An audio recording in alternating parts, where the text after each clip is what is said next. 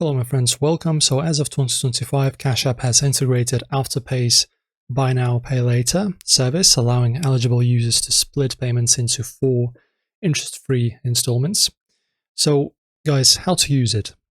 Shop at participating merchants. When shopping online at merchants that accept Afterpay, select $Afterpay as your payment method during checkout.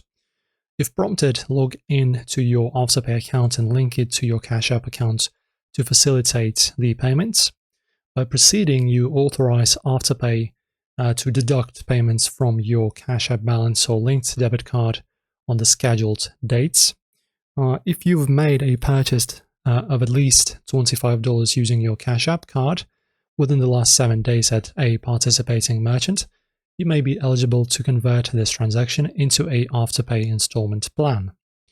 To convert, lastly, open the Cash App and navigate to the Activity tab. Select the eligible transaction. If available, tap on Pay over time or Convert to Afterpay, and follow the prompt to set up your installment plan.